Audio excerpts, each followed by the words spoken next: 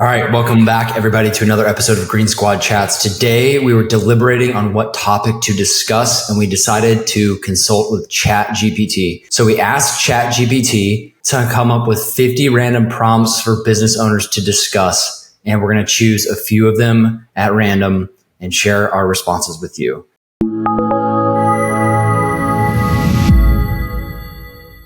So without further ado, the first question is, the secret to successful networking is blank and blank. And our first responder is Tom.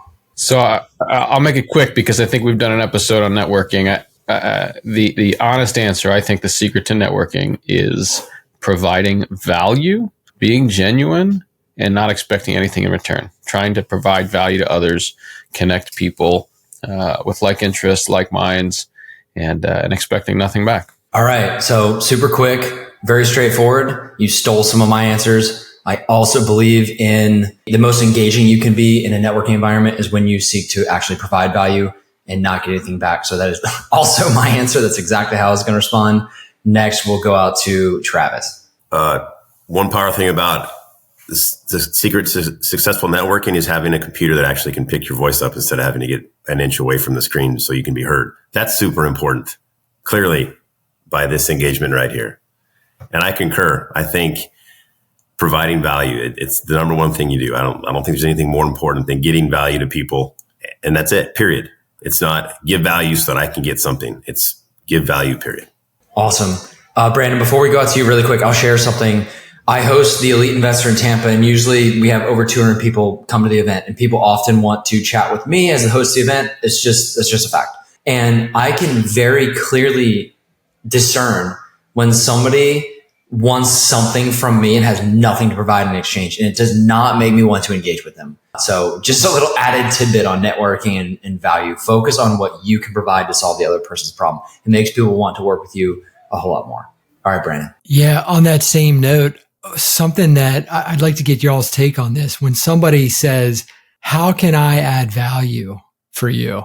That question to me, I get the intent behind it, but it's almost like, I don't know. It's like causing me more work to figure out how you can add value to me when I would rather you just just start adding value, which could mean for me, that could just mean a meaningful engagement where you're genuinely curious about what's going on in my life or what's going on in my business and vice versa, right? You should expect that out of me. For other people, that might be, I don't know, like, what do you see about my operations that could use tweaking, right? Like, instead of saying, how can I provide value? It's like, just kind of do it, like Nike, right? Just do it. What are y'all's thoughts on that?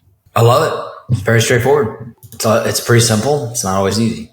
Okay, next prompt. You guys ready for this? In my business plan, I highlighted the importance of blank as a key performance indicator. So we'll go in the same order. Tom, what is an important KPI in your business? I think it's the number of engagements, the number of opportunities to generate leads. So, for real estate sales, the number of touches or opportunities to interact with people. So it's the number of people and the number of interactions with those people. Okay, good answer. Travis. It's crazy how much it's not like we talk every week, so we have the same thing. My KPI is the return, right? Who am I engaging with, or what contact do I get back from the people that I reach out to? So, for every 100 people that I touch, how many people are coming back and actually following, re-engaging with me afterwards? All right, Brandon, and I'll go last. Yeah, as you guys know, I'm a little bit more squishy. I don't always put specific numbers on things. But for me, a key performance indicator for my business is, one, the people that reach out to me that I'm attracting with the content that I'm putting out there, are they the right people for me? So a high percentage of those that initially contact me, I want them to be already a great fit. Now, that doesn't mean they're going to work with me necessarily, but I'm trying, because that's an indication of what I'm putting out there is me and my blueprint. And so the people that resonates with, I want them that it is resonating. And so they're my kind of people that I can actually help. And I have not put a percentage on that yet, but that is a very important indicator to me.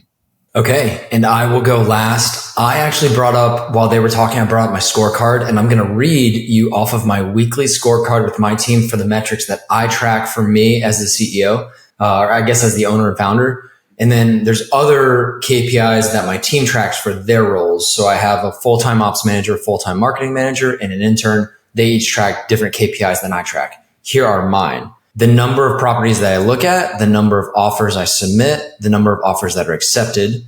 And then that's broken down within each business because I've got different business strategies, different business entities. The amount of private debt invested into my business, the amount of private debt payments we send out of my business, the amount of private equity invested into deals. That's a different risk calculus than debt. And then the amount of private equity that I invest into deals personally through my businesses. I also track the calls with leads depending on which bin that a lead falls into, whether it be private equity investor, private debt investor, mastermind group, potential member. So that's something. Those are literally off my scorecard. You can't get any closer to our KPIs than that. So that's exactly what I track. Okay. Hey, James, Yeah. I love that you threw that out there. I want to go back to what I said about being squishy. That's an area for growth, right? In my business I probably need someone on my team who can take the fuzzy indicators and turn them into more specific performance indicators that people could actually then use as benchmarks, right? So I just want to highlight that while that's how I put it out there, I see that as room for growth and where maybe a future member of my team is honed in on that, because I do think it's extremely important in a business. Brandon, you got to get more hard, less squishy, more hard. Yeah, I know. Brandon, I did not start implementing the scorecard until Q4 of 2023. So I was growing my team. We had a period of challenge and lower revenue around Q3 of 2023. And I said, well, I'm not tracking KPIs like I should. So we should do that. And not just for me, but for the different members of my team. So if there's something that you think is important in business that I didn't mention, you may not be seeing the full picture because my operations manager and marketing manager also track KPIs. How I structure it is the report card. Well, it's a very strict sounding term, but the report card is due every Friday by 5 p.m. So we go in and we update our metrics every week by Friday at 5 p.m. And then we review them on Monday. We review the metrics from the previous week so that we can see where we might need to make some tweaks to the business plan, make some tweaks to our lead sources, referrals, funnels, all that stuff. So, you guys ready for the next question? One more comment on that. Brandon, I had the same thought when James was talking. Man, I need to get a little more serious about my KPIs. So I'm taking notes over here. Thanks, James. Here's the power of the group. I'm going to share this scorecard with y'all for free so that you can do with it whatever you want. Put it in the trash, tweak it, use it exactly, whatever you want. There's no sense in you replicating the work that I've already done. So happy to share it with y'all. And I have a weekly one, and then I have a tally. There's already equations that add up those same weekly metrics into a monthly metric. And then there's additional monthly metrics too that are less frequent occurrences. For example, a monthly one is our development project breaking ground. Like there's no sense in tracking that weekly because it's not happening on a weekly basis. It's better to track that monthly. So there's a lot other factors where I track things weekly than monthly, quarterly, and annually. Like something I track annually is the amount of people I hired and fired. That's not happening every quarter usually. It's usually happening a few times a year or whatever. So, okay, next question. My business strategy is based on the principles of blank and blank. Tom.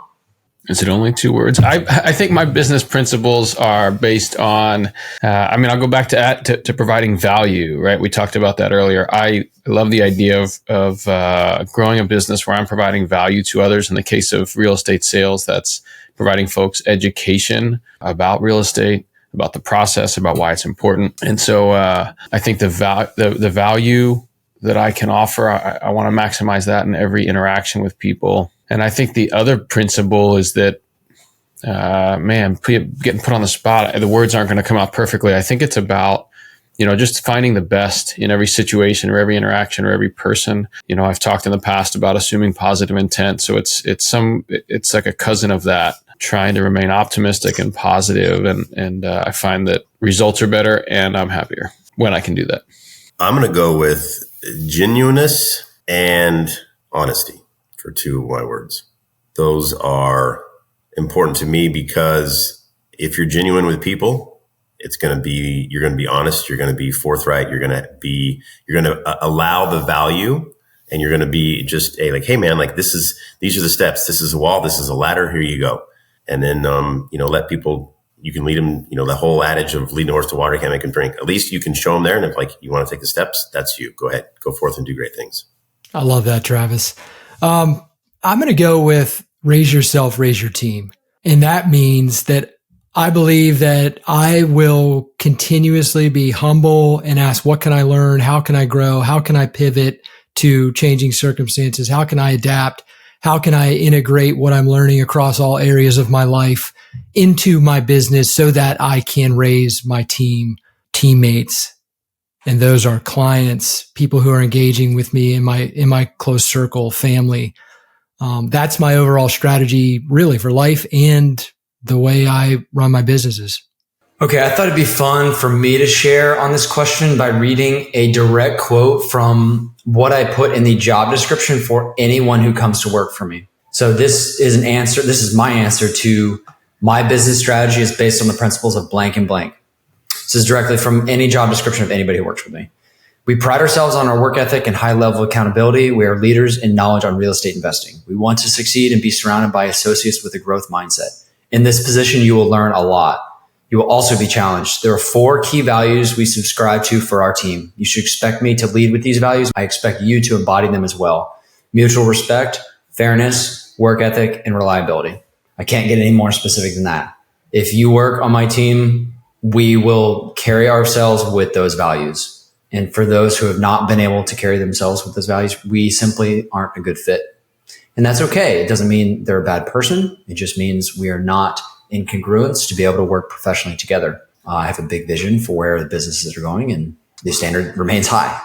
Or that's a great concept to follow for anyone really. I feel like in business, understand you're not meant to work with everyone. Have clear values, understand what's most important to you in the business, and try to make sure that the people coming into your world, into your ecosystem, are aligned with that. And if they're not, like you said, not a bad person, just not a right fit to team up. And that's okay.